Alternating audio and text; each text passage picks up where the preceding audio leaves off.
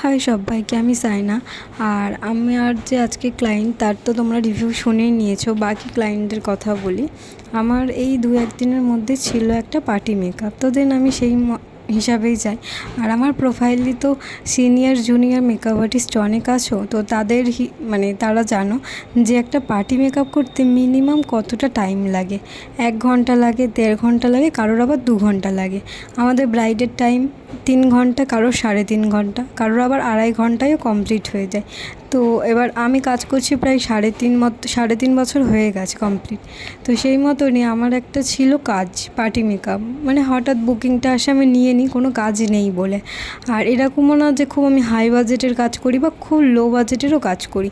আমি মানুষ হিসাবে সবাইকে দেখেই আমি বাজেট সাজেস্ট করেই আমি কাজ করি, যেটাই সত্যি। আমি ভিডিওতে তোমাদের সঙ্গে সেটাই শেয়ার করছি।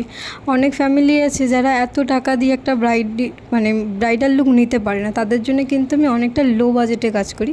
তার মানে এটা না কিন্তু যে আমি কাজ পাইনি বা আমার প্রোডাক্ট খুব কম দামে তার জন্য করি, এটা একদমই না। ঠিক আছে, তো সেই মতনই আমার কাজ ছিল একটা পার্টি মেকআপ ছিল একটা। আমার যাওয়ার পরে সে আমাকে বসিয়ে রাখে অনেকক্ষণ। ওটা কোনো আমার কাছে বড় ব্যাপার না, কেন আমরা যারা এই কাজে এই প্রফেশনালে আছি, তো তাদেরকে প্রায় সব রাইড বা সব ক্লায়েন্টের জন্যে 1 ঘন্টা 1.5 ঘন্টা ওয়েট করতে হয়। তো আমি বসে থাকি অনেকক্ষণ হয়ে গেছে। তো তারপরে সে সব কিছু কাজবাজ করে চলে আসে। তো তারপরে তাকে আমি জিজ্ঞাসা করি কীভাবে মেকআপ করবে। সে আমাকে কোনো লুক আগে কোনো যে আমরা ভিডিও করি, আমরা এই যে ভিডিওটা কেন করি, কোনো একটা প্রুফ রাখার জন্যে যে তোমার কেমন মেকআপ চাই, কেমন টাইপের আই মেকআপ, এগুলো না আমরা একটা প্রুফ রাখার জন্য যেটা করি। প্রত্যেক মেকআপ আর্টিস্টের না কাজের শেষে আমাদের কাছে একটা প্রুফ রয়েছে যে আমাদের ক্লায়েন্ট কী চাইলো। তো সেটা আমাকে করতে দেয়নি। তো সে অনেক কিছুই বলে যে তোমার মতন করে দাও। দেন আমি আমার কাজ স্টার্ট করে দিই।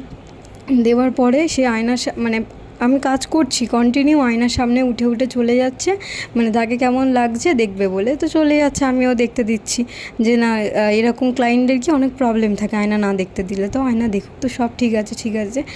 লাস্টে সব নিজের মতন করে সব পছন্দ হয়। তারপরেও সে আমাকে অনেক লেট করায়, এটা ঠিক করে দাও, ওটা ঠিক করে দাও, হেয়ারস্টাইল খোলো, এই হেয়ারস্টাইল করে দাও। প্রথম থেকে সে আমাকে এতটা ডিস্টার্ব করে, আমি বাড়ি এসেও সেই সব দিয়ে বেরাতে পারছিলাম না। এত ডিস্টার্ব ফিল হচ্ছিলো যে এখনকার মানুষরা এত কী করে ফালতু হতে পারে। বলছে আমার হাতের কালার যা হয় হোক, আমার মুখটা অনেক ফেয়ার করে দাও, আমার চুল ফুলিয়ে দাও, যাতে চুল ফোলালে মুখ বড় লাগে, এটা আমি কোনো দিনও শুনিনি। ব্লাশ অনেক করে বেশি দিয়ে দেবে যাতে আমার মুখ গোল লাগে।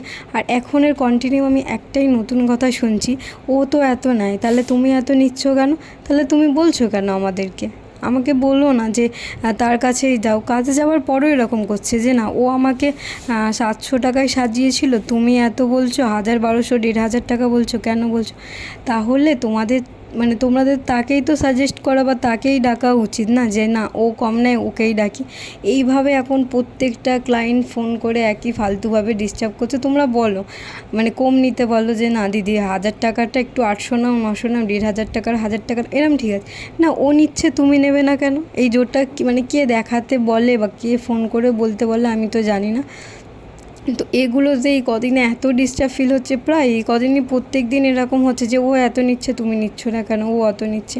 তো এগুলো প্লিজ কেউ করো না, যার মতন কাজ করতে দাও। তোমরা কমাও, ফোন করো যে না 4000 টাকার ব্রাইডটা তোমরা 3000 টাকা নাও। নিজেদের মতন বলো যে না তোমার কাছেই সাজবো, তোমার কাজ আমার পছন্দ, এত নাও, ঠিক আছে। অন্যজনের দোহাই দেখিয়ে লাভ নেই।